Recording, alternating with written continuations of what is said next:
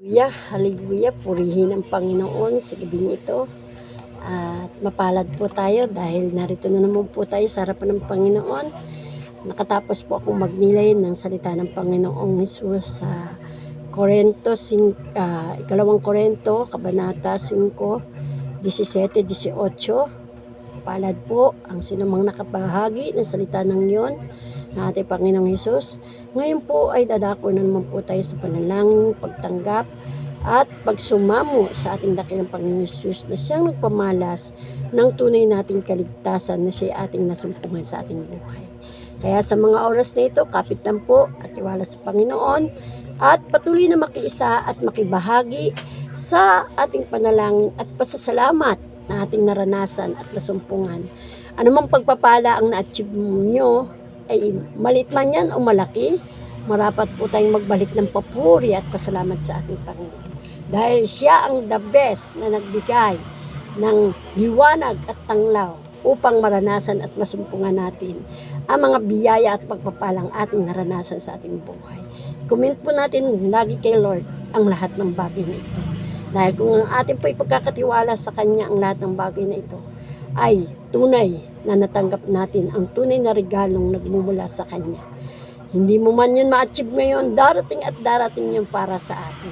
Hintayin lang natin, makakamtan natin, matuto tayong maghintay ng may pananalangin at pagtitiis at pagtsatsaga, ma-achieve natin ang ating pangarap at minimiti at tagumpay na ating inasam. Kaya go lang po at manalangin lagi at magpasalamat sa Panginoon at tanggapin po natin siya bilang ating Panginoong Jesucristo na ating tagapagligtas na nagbigay ng ganap na buhay para sa ating lahat. Kaya huwag po tayong manawang manalangin at makiisa sa panalangin ng bawat isa na nagpapahayag ng kanyang kagandahang loob at ang bawat nagpapanalanginan ay patuloy na makiisa sa bahaging ito na ating patuloy na makamtan ang habag at pagpapala ng Diyos na ating nararanasan sa ating buhay. Ang sarap at ang saya na kapag tayo naglilingkod sa Panginoon ay ginagawa natin to dahil mahal natin ang ating dakilang Panginoong Hesus at mahal na mahal niya tayo. Di ba po? Namalas natin at nasumpungan natin siya dahil sa ating pagtanggap sa kanyang buhay na ipinagkatiwala niya sa atin na hindi natin sasayangin ang buhay na iyon na ibinigay ng ating Panginoon sa mga bagay na gusto lamang natin gawin. Tayo'y magpatuloy at magpalago sa ating pananalig at pananampalataya na ating nasumpungan sa pamagitan po ng mabuting balita na ating binahagi ng bawat isa sa atin. Kaya mapalad po tayo na na-achieve natin ang mga pagpapalang meron tayo. Sige po tayo manalangin at damhin natin ang presensya ng ating Panginoon. Patuloy po tayong magpapakumbaba sa kanyang harapan at patuloy po natin isuko ang bagay ng mga hinaing natin sa ating buhay. Sige po tayo manalangin. Yes, O God, hallelujah, hallelujah. Tunay nga, O Diyos, maraming salamat po sa iyong dakilang pag-ibig at pagmamahal sa amin. Narito na naman po muli kami sa iyong harapan at patuloy na nagpapakumbaba ang loob. At patuloy na tinatanggap ka namin bilang aming Diyos na buhay na siyang nagpalaganap ng tunay naming pananalig at pananampalataya. Panginoong Hesus, wala po kami sa iyong harapan sa oras na ito kung hindi mo po kami kinatagpo at hindi mo pinamalas sa amin ang iyong kagandahang loob na nasumpungan namin sa pamagitan ng iyong salita. Salamat po sa buhay na ganap na iyo pong pinagkatiwala sa amin, ang buhay na iyo pong binigay sa amin, na kami manalig at manampalataya at makamtan namin ang iyong habag at pagpapala na nasumpungan namin ang iyong salita, na siyang nagpalaganap ng tunay naming kaligtasan. Salamat po sa iyong banal na Espiritu na siyang iparanas at ipadama mo sa oras nito bilang pagtanggap, bilang pagtubos mo sa aming mga kasalanan na kami iyon ang pinatawad. Salamat po sa katubusang aming natanggap. Tinatanggap ka namin bilang aming Panginoong Hesus at aming tagapagligtas. Salamat po sa buhay na ganap na iyong pinagkatiwala sa amin at ang biyaya at pagpapala ng buhay na walang hanggan na aming naranasan sa iyo. Salamat po dahil patuloy mong ipinamalas at ipinabatid at ipinawa sa amin ang iyong salita na kami po ay yun ang binigyan ng katubusan at binigyan ng buhay na ganap at bilang iyong anak ni Jesucristo na nagpakasakit at napako sa krus at tinubos mo kami at hinango sa aming mga kasalanan. Salamat po. Salamat po muli sa kaligtasang aming nasumpungan. Sa buong maghapong ito na ikaw po, Lord, ang nagparanas at nagbigay ng ganap na kaligtasan na aming naranasan buhat sa iyo.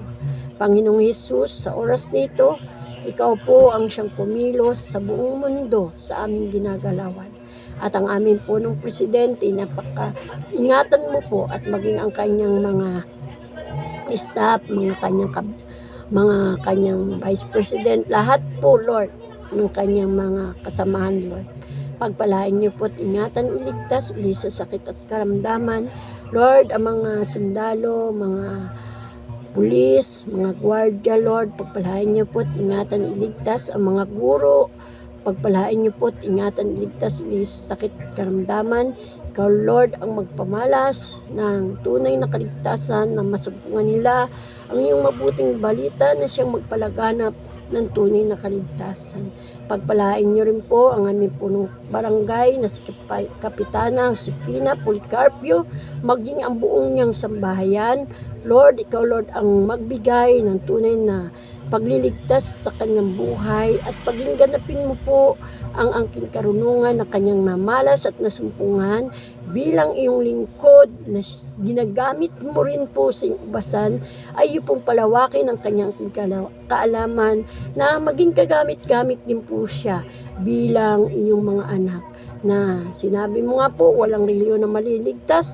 Ang tanging maliligtas ay kung sino lamang po gumagawa ng aksyon na magpaparanas ng tunay naming kaligtasan. Pagpalain niyo po ang pamilyang ito, maging ang mga kagawad, maging ang mga barangay tanod, saan man sulok ng mundo na ginagamit mo mga punong barangay, Lord, at mga kagawad at mga barangay tanod at lahat ng empleyado ng buong barangay, ay iyo pong pagpalain at iyong ingatan at iyong katagpuin na makilala ka at mabatid nila ang iyong salita na siyang magpapamalas ng angking karunungan at katalinuhang nagmumula sa iyo. Pagpalain mo po ang bawat pamilya ng kanya-kanyang tahanan na mamalas at masumpungan nila ang kaligtasang nagmumula sa iyo, Panginoong Hesus. Ikaw, Lord, ang kumatagpo sa bawat kanya-kanyang tahanan na nanonood ng video na ito. Ikaw, Lord, ang magtalaga ng tunay na pananalig at pananampalataya na maranasan at masumpungan nila ang iyong kadakilaan, ng iyong pag-ibig na siyang magbibigay daan ng tunay na kaligtasan. Ikaw, Lord, ang siyang kumilos upang katagpuin mo po ang bawat pamilya ng kanya-kanyang tahanan.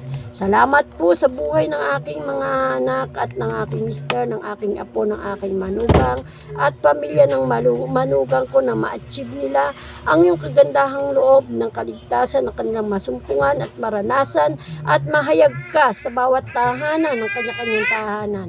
Pagpalain mo po ang aking mga kapatid, maging ang aking mga pamangkin, ang aking mga magulang, Lord, si Tatay Lopez, si Nanay Melia at ang aking mga hipag, bayaw, pamangkin, tiyo at at hindi ko mamabanggit isa man sa kanila, Lord. Ikaw, Lord, ang kumatagpo at kumalinga upang maranasan at masumpungan nila ang tunay na kaligtasan nagmumula sa iyo. Nabuksan po ang puso at isipan na ma-achieve nila ang salita na nagpamalas ng tunay na daan ng kaligtasan.